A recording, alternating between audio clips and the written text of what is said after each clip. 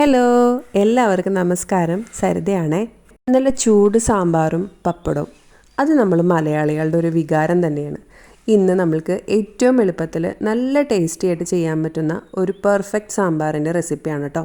അതിനു മുമ്പ് നമ്മുടെ ചാനൽ ആദ്യമായിട്ട് ആരെങ്കിലും കാണുന്നുണ്ടെങ്കിൽ ഒന്ന് സബ്സ്ക്രൈബ് ചെയ്ത് സപ്പോർട്ട് ചെയ്തേക്കണേ.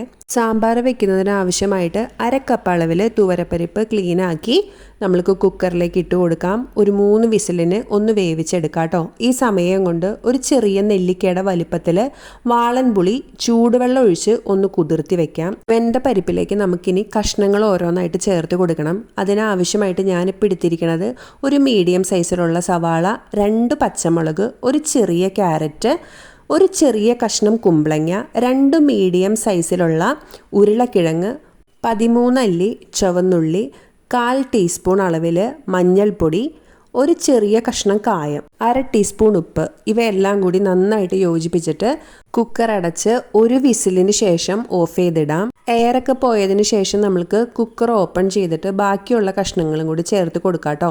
മീഡിയം സൈസിലുള്ള 2 തക്കാളിയും ഒരു 6 വെണ്ടയ്ക്കയും മീഡിയം വലുപ്പത്തിലുള്ള 2 മുരിങ്ങാക്കോലും ആട്ടോ ഞാൻ എടുത്തേക്കണേ. അതെല്ലാം നമുക്ക് കറിയിലേക്ക് ചേർത്ത് കൊടുത്തിട്ട് ആവശ്യത്തിന് വെള്ളവും കൂടി ഒഴിച്ച് കൊടുക്കാം കേട്ടോ. നമ്മൾ ഒഴിച്ചു കൊടുക്കണ വെള്ളം ചൂടുവെള്ളം തന്നെ ഒഴിച്ചു കൊടുക്കാൻ ശ്രദ്ധിക്കണേ. എന്നിട്ടൊന്ന് മൂടി വെച്ച് വേവിക്കാം കേട്ടോ. കഷ്ണങ്ങളൊക്കെ നന്നായിട്ട് വെന്തിട്ടുണ്ട്. ഈ സമയത്ത് നമ്മൾ നേരത്തെ ചൂടുവെള്ളം ഒഴിച്ച് വെച്ചിരുന്നില്ലേ വാളംപുളി, അത് നന്നായിട്ടൊന്ന് പിഴിഞ്ഞ് ഇതിനകത്തേക്ക് ചേർത്ത് കൊടുത്തിട്ട് നന്നായിട്ടൊന്ന് തിളപ്പിക്കണേ.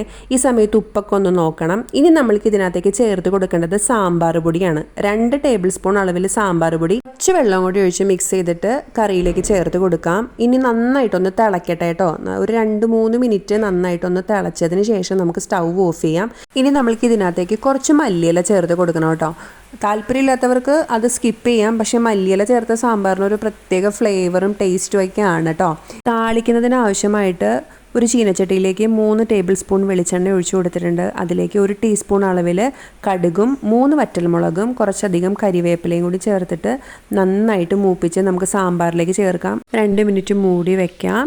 അതുപോലെ തന്നെ നമ്മൾ കട്ടക്കായം ചേർത്തിരുന്നു. കട്ടക്കായം ഇല്ലെന്നുണ്ടെങ്കിൽ കായത്തിൻ്റെ പൊടി ഒരു 1/2 ടീസ്പൂൺ ചേർത്ത് കൊടുത്താലും മതിയാവും. അതുപോലെ ചേർക്കുന്ന കഷ്ണങ്ങളും ഓരോരുത്തരുടെ താല്പര്യം പോലെയാണ് കേട്ടോ. ഇത് നമ്മൾ ഫുള്ളായിട്ടും കുക്കറിൽ തന്നെ വെച്ചെടുത്തിരിക്കുന്ന സാമ്പാറാണ്. പക്ഷേ കഷ്ണങ്ങൾക്കൊന്നും മുടവോ കാര്യങ്ങളോ ഒന്നും ഇല്ലാണ്ട് പെർഫെക്റ്റ് ആയിട്ട് കിട്ടിയിട്ടുണ്ട് കേട്ടോ. എല്ലാവരും ട്രൈ ചെയ്യണേ. താങ്ക്